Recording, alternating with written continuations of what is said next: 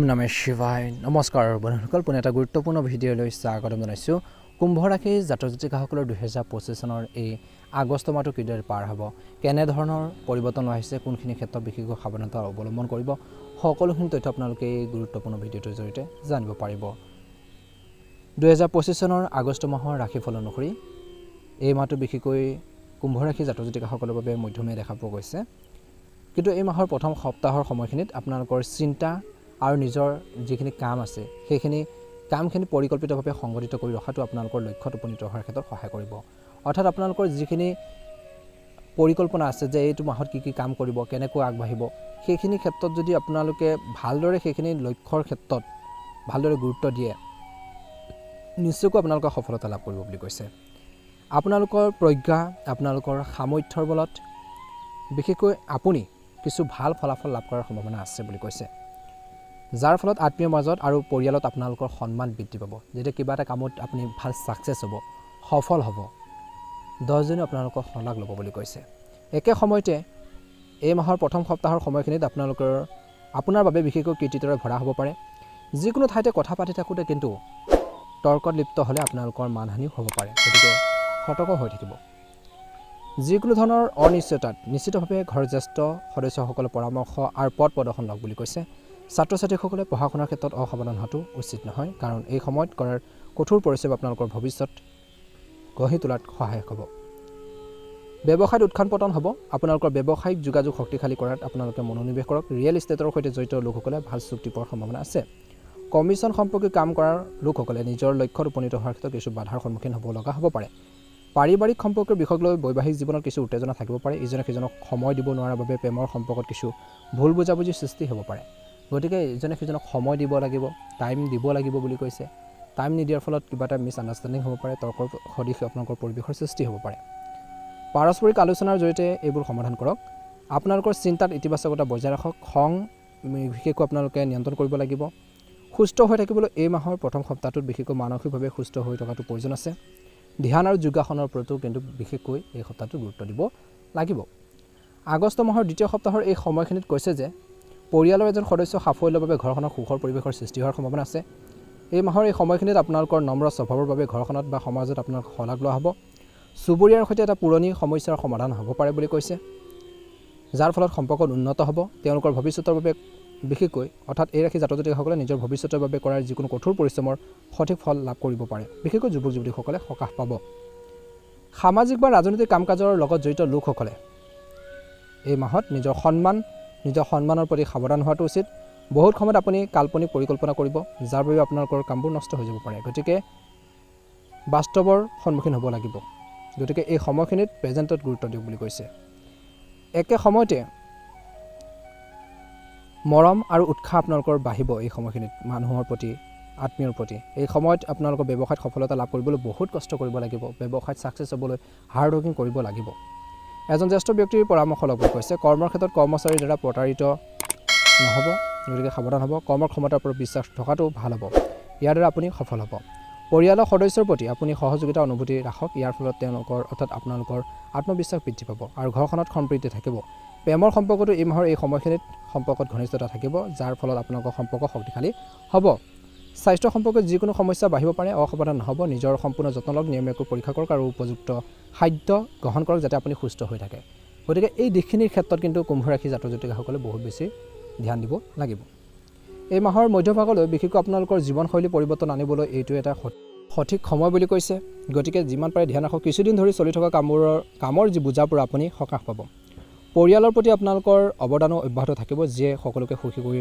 ৰাখিব স্থানান্তৰ পৰিকল্পনা থাকিব পাৰে কিছুমান ঘটনাই আপোনালোকক মানসিক চাপ দিব পাৰে কিন্তু তেওঁলোকৰ বেয়া প্ৰভাৱে আপোনালোকৰ আধিপত্য বিস্তাৰ কৰিবলৈ চেষ্টা কৰক বুলি কৈছে আধিপত্যৰ বিস্তাৰ নকৰিবলৈ চেষ্টা কৰক গতিকে ধ্যান ৰাখক ইতিবাচক হৈ থাকক মনত ৰাখিব যে পাৰিবাৰিক বিষয়ৰ সন্দৰ্ভত ঘনিষ্ঠ আত্মীয়ৰ লগত তৰ্ক হ'ব পাৰে আনৰ প্ৰভাৱত নাথাকি নিজৰ সিদ্ধান্তবোৰ নিজে লওক এই সময়ত যিকোনো ধৰণৰ বিশেষকৈ ভ্ৰমণ পিছুৱাই দিয়াটো ভাল হ'ব বুলি কৈছে সময় আৰু ধন অপচয় হ'ব বিশেষকৈ এই সময়খিনিত এই সপ্তাহটোত ব্যৱসায়িক বিষয়ত আপোনালোকৰ সিদ্ধান্ত অতি ভাল হ'ব আপোনালোকৰ কাম কাজবোৰ সুচাৰুৰূপে ডিসিপ্লিনভাৱে চলি থাকিব এই সময় ৰিয়েল এষ্টেটৰ সৈতে জড়িত কামত যথেষ্ট সফলতা লাভ কৰাৰ সম্ভাৱনা আছে কাৰ্যালয়ৰ জ্যেষ্ঠ বিষয়ৰ সৈতে সমন্বয় বজাই ৰাখক লগতে স্থানান্তৰিত হোৱাৰ সম্ভাৱনা আছে বৈবাহিক জীৱনটো সুখদায়ক হ'ব প্ৰেমত বিশেষকৈ এজন প্ৰিয় বন্ধুক লগ পালে মনটো সুখী হ'ব।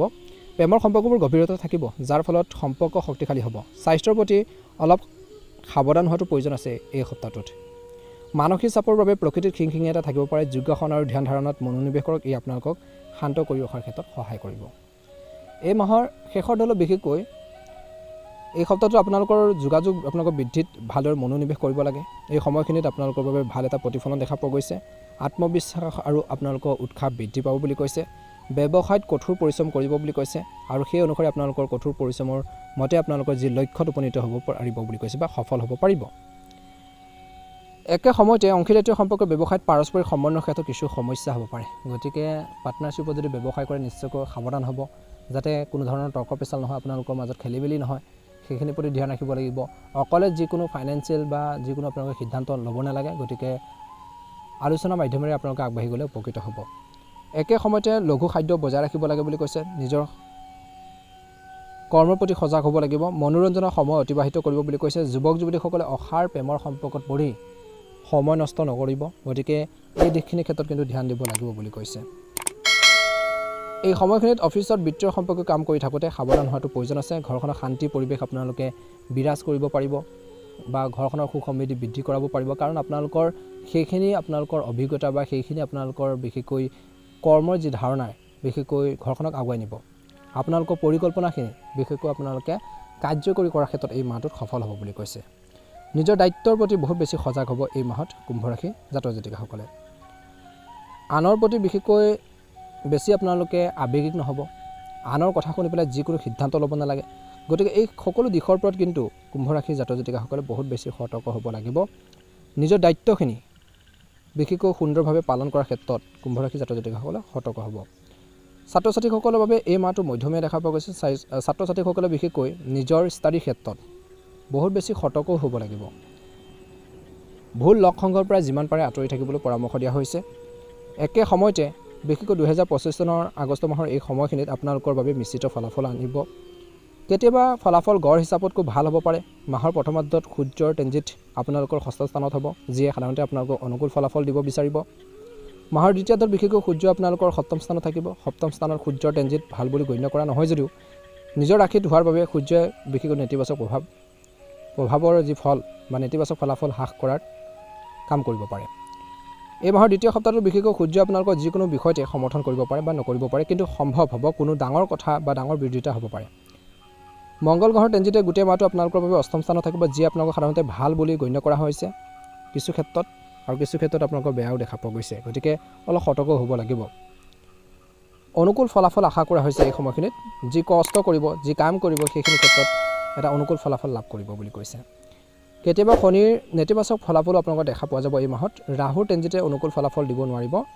আনহাতে সপ্তম স্থানত বিশেষকৈ কেতুৰ ট্ৰেনজিটে অনুকূল ফলাফল দিয়াৰ ক্ষেত্ৰত পিছ পৰি থাকিব পাৰে। গতিকে এই মাহটোৰ গ্ৰহৰ যি অৱস্থান একেলগে চালে ফলাফল মিশ্ৰিত হ'ব পাৰে। অৱশ্যে বৃহস্পতিৰ অনুকূলতে আপোনালোকৰ গড় ফলাফলতকৈ ভাল ফলাফল দিব পাৰে। এই মাহত বিশেষকৈ আপোনালোকৰ নিজৰ কষ্টৰ অনুকূল ফল পাব বুলি কৈছে। কিন্তু গ্ৰহৰ যি আপোনালোকৰ ট্ৰেনজিট সেই অনুসাৰে বিশেষকৈ অলপ সতৰ্ক হ'ব লাগিব, অলপ সাৱধানো হ'ব লাগিব বুলি কৈছে। এই মাহত কৰ্মৰ ক্ষেত্ৰত নিজৰ বিশেষকৈ কৰ্মৰ প্ৰতি সজাগ হ'ব লাগে। আনৰ পৰা বেছি আপোনালোকে আশা নকৰিব। আনে কিবা এটা কৰিব, আনে কিবা এটা আপোনালোকক সহায় কৰিব, সেইখিনি বেলেগৰ ওপৰত বেছিকৈ ডিপেণ্ডেণ্ট নহ'ব। গতিকে এইখিনি ক্ষেত্ৰত কিন্তু অলপ ধ্যান দিব লাগিব বুলি কৈছে। এই সময়খিনিত সৰু সৰু অসুবিধাৰ পিছত লক্ষ্যত উপনীত হ'ব পাৰিব বা যি কৰিব বিচাৰে তাকে কৰিব পাৰিব। একে সময়তে কঠোৰ পৰিশ্ৰমৰ ক্ষেত্ৰত ইতিবাচক ফলাফল লাভ কৰিবলৈ সক্ষম হ'ব। চাকৰি সলনি আদিৰ বাবে সময় যি গড় অৰ্থাৎ অপ্ৰয়োজনীয় পৰিৱৰ্তনৰ পৰা আঁতৰি থাকিলে ভাল হ'ব। যদি পৰিৱৰ্তনৰ প্ৰয়োজন হয় তেন্তে বিশেষকৈ আপুনি সেইবোৰ বুদ্ধিমানৰূপে কৰিব পাৰিব। ব্যৱসায়িক দৃষ্টিকোণৰ পৰা বিশেষকৈ এই মাহটো আপোনালোকৰ বাবে মধ্যমীয়া দেখা পোৱা গৈছে। কোনো নতুন বিনিয়োগ কৰাটো উপযুক্ত নহয়, কিন্তু ইতিমধ্যে আপুনি যিয়ে নকৰক কিয় আপুনি অলপ অতিৰিক্ত কষ্ট কৰি আপোনালোকে সেইখিনি ক্ষেত্ৰত আগবঢ়াই নিবলৈ চেষ্টা কৰিব লাগিব। নিজৰ ব্যৱসায়টো, নিজৰ বিজনেছটো কেনেকৈ আগবঢ়াই নিব সেইখিনি ক্ষেত্ৰত নিজে কষ্ট কৰিব লাগিব। নিজে ভালদৰে এটেনশ্যন দি, ভালদৰে গুৰুত্ব দি আপোনালোকে চলিব লাগিব বুলি কৈছে। নিশ্চয়কৈ আপোনালোকে অনুকূল ফল পাব বুলি কৈছে।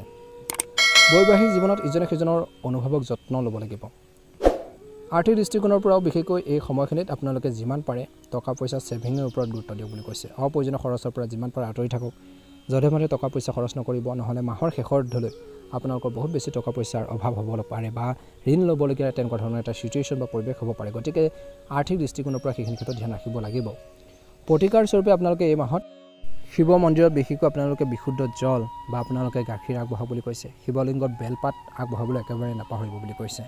পাৰিলে আপোনালোকে এই সময়খিনিত কোনো দুখীয়া নিচলা মানুহক বিশেষকৈ আপোনালোকে চেণ্ডেল বা আপোনালোকে চপ্পল আপোনালোকে দান দিয়ক বুলি কৈছে। আৰু কোনো দুখীয়া ছোৱালীক বিশেষকৈ বস্ত্ৰ দান দিলেও উপকৃত হ'ব। যদি নতুনকৈ চাইছে চেনেলটো ছাবস্ক্ৰাইব কৰি দিব। ভাল লাগিলে লাইক এটা কৰিবলৈ একেবাৰে আপোনালোকে নাপাহৰিব। আপোনালোকৰ সকলোৰে আগষ্ট মাহটো সুন্দৰভাৱে পাৰ হওক তাৰে কামনা কৰিছোঁ। ওম নমঃ শিৱায়। জয় হনুমান, জয় হনুমান।